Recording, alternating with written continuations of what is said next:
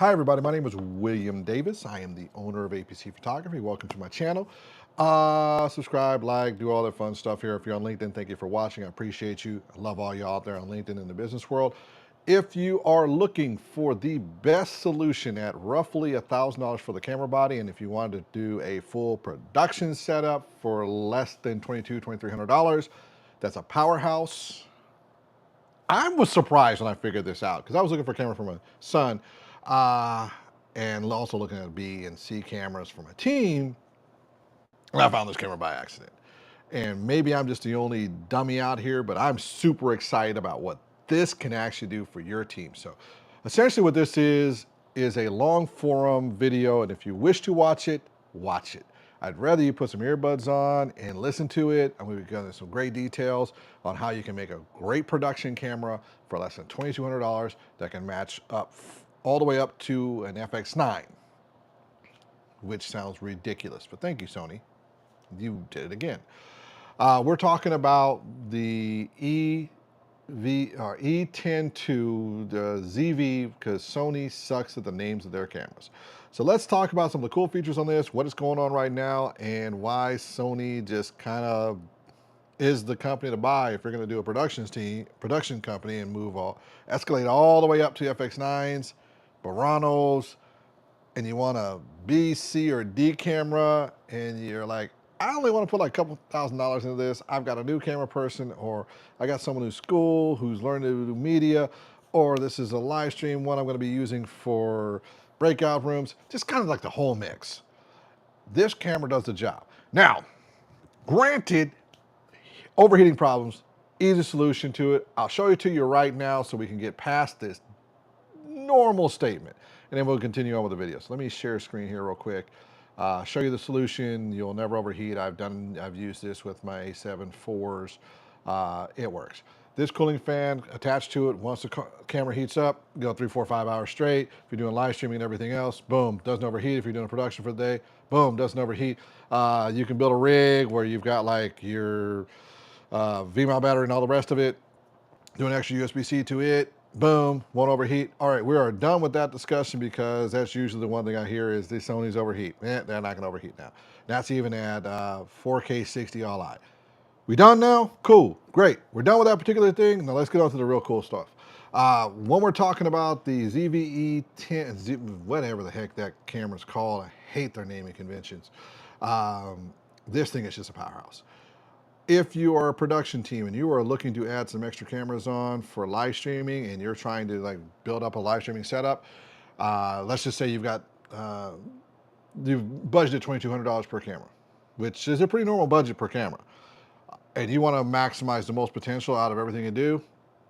I want to kind of walk you through this because the camera body itself, I mean, a lot of us are using Blackmagics or like Canons, their little Rs and their little C100s and was it the R10 and the other stuff. I thought that was a cool camera until I ran into this one because I was looking for a camera for one of my children and there's going to university. EV10 blows away everybody at $1,000. So let's kind of go through this. If you're watching this right now, this is more like an earbud thing, or I'm going to get really in depth into this and it's going to be pretty cool. EV10, $1,000. Now, I know that sounds like, what $1,000? Where'd you get the $2,200 from? I said fully kitted and ready to go, and I'll explain that towards the end of the video. But let's talk about some of the features on this that nobody else has at $1,000. 4K 60 all intra video. Now, for the video productions people who are hearing me out, I did say all eye, same as ProRes, all eye, $1,000. Frustrating, yes, FX30, FX3 owners, you're used to all eye. Here's your rig. Okay, that being said, you get that right away. Boom, I am ultimately surprised because it was like, what? No way. Then we're talking eye auto tracking with animals and all the rest of that. That's ridiculous. Background defocus. That's nice for products. So if you got like headphones or stuff and you're showing off and you're just trying to lock into a product, that just sends you up the next level and being able to do it. Another cool thing on this that I found was awesome is the SRT function when you're doing live streaming from the camera. Now, did you hear me? I said live streaming from the camera. That means if you have the SRT, RTMP, RTMPS using your cell phone connected to the camera, all of a sudden, if you're in a Wi-Fi in the room or if you're in the Wi-Fi off your camera, off your phone, boom, your camera can live stream directly from wherever you're at, which is pretty cool. And that's at 4K. That's a huge difference. That's at 4K. I'm gonna get into the specs here in a little bit. We're gonna go through the spec page and everything. So if you wanna take this down, I don't care. I'm having some fun with this tonight. The other thing, this is huge. FX3, FX30 users, A6, FX6 users, FX9 users, you're used to being able to add in whatever color space LUT your client has requested. I always request from my clients, if we're doing S-Log, S-Log, do you have a LUT for me? And they'll tell me sometimes, I want to close to the red space of this here, that there, but then you can do that color space transfers. But if they have a LUT specific to the type of business they're doing, and since Sony is the most commonly used camera out there, it's ridiculous.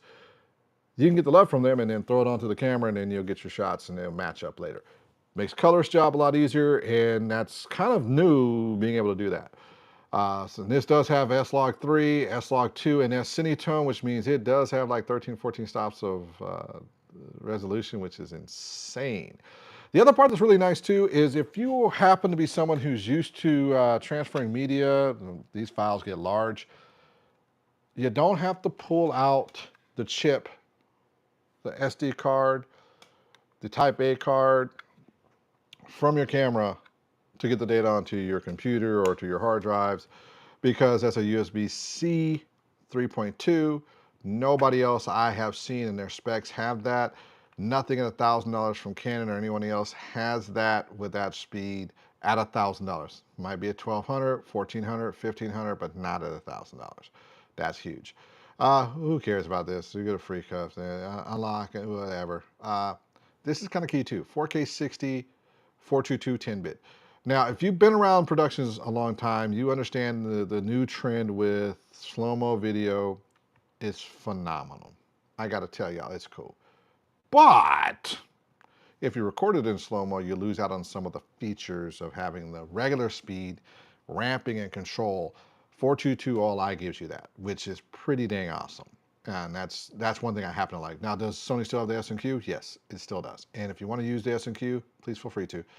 I don't use it as often, though I do have it programmed onto my camera to be able to do it, and I do All-I version of it too. It's possible, just not my favorite. One thing I find is unique, this particular camera has the brand new processor. Mine doesn't even have that.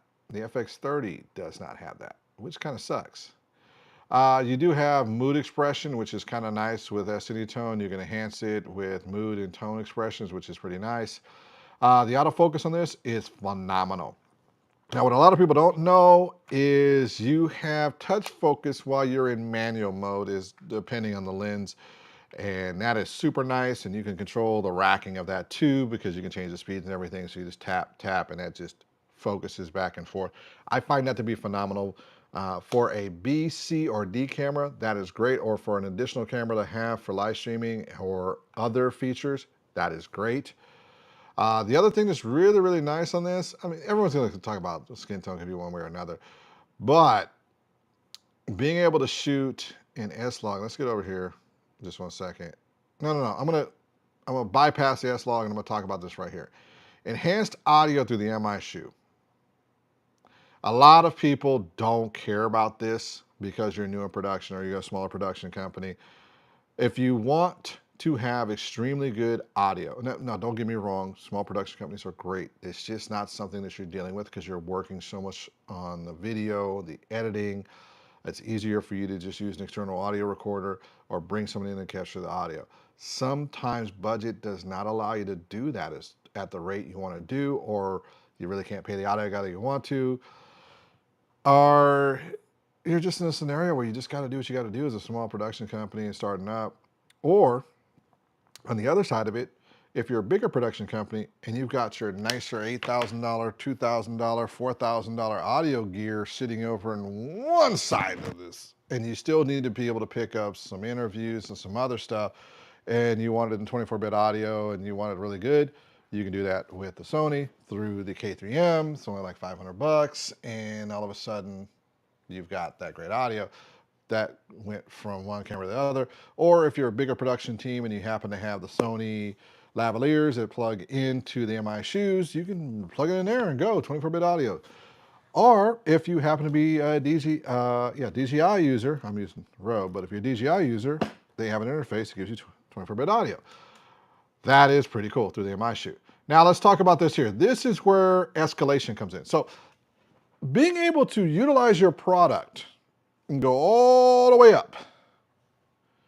They'll say you start with this camera here, but then you've also got an A camera that's an FX6 or an FX9, and you want footage matching, and you want to be able to do all those things there. You want your color graded, your colorist or your editor to be able to get everything looking beautiful between all the cameras.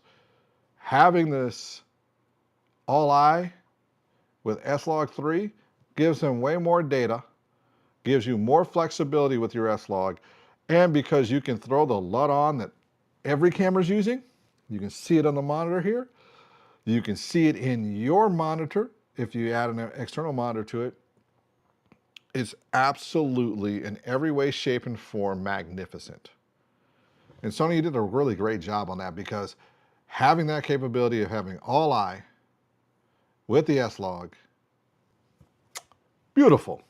Now, one other caveat with that, you can still get 24-bit audio, 4-channel, with that whole setup at $1,000. Now remember, I said $2,200 for doing the whole setup, and I'll get to that in a second.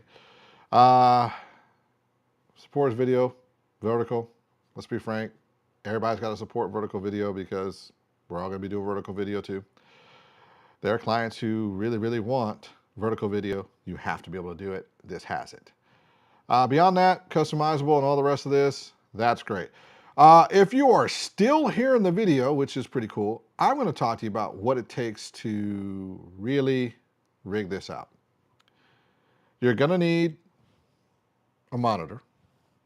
You don't have to get a Shinobi. You can get one of the $120, $130 monitors that are, remember, this is your B or C cam. Now, if you're an A cam person, we'll get into how to do this, and it's going to cost you an extra $300, but we'll roughly say $2,200, $2,500. Basically a cage, handle, V-mount battery, and you can find some V-mount battery for inexpensive. You're looking at adding $500 or $400 there for the cage, V-mount battery, and a handle. It's really not that difficult to do. That leaves you $600 for a lens. Sigma has an amazing lens for this camera. It's a 17 to 50, 2.8. There you go. Beautiful. Said, done, out the door, you're ready to go.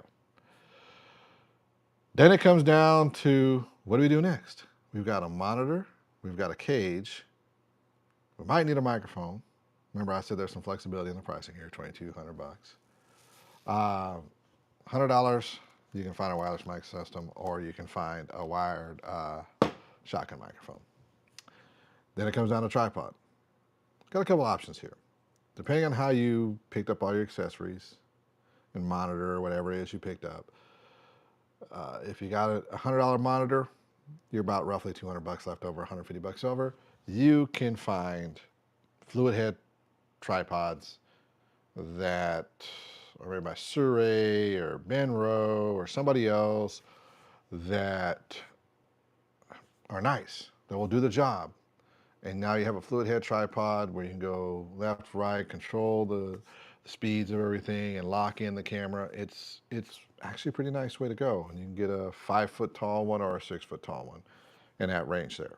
Or you can get a tripod, if you're one of those, is, you know, going to be stationary. You can buy one of these, seriously, with a video tripod head for $90 to $150. And these do the job really well, especially if you're running gun on the go. You just don't want the size of a 6-foot tripod, where this one, oddly enough, is an 80-inch tripod. So, and it has a monopod feature to it. So, I mean, if you have options. It's pretty cool. So you're not toast. You got a lot of options there for 2,200 bucks. That's pretty cool. Memory aside, you're gonna figure out what memory you want to work with. Matter of fact, let me check a specification on here real quick before I get all excited. I think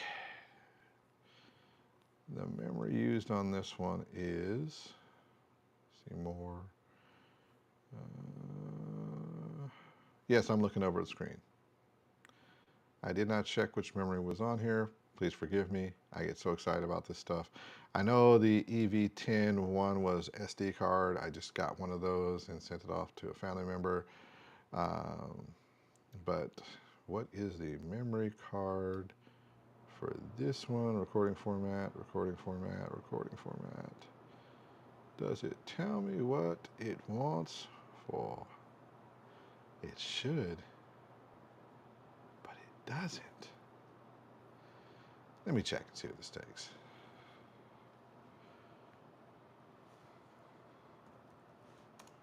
Card, Sony Z10 2.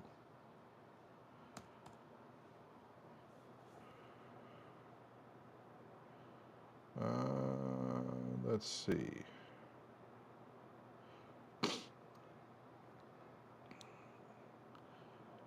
UHS2 cards. Recommends 100 and some megabytes to 200 megabytes per second reading and write. V90s and V90 would be the way to go. There you go. There's your answer.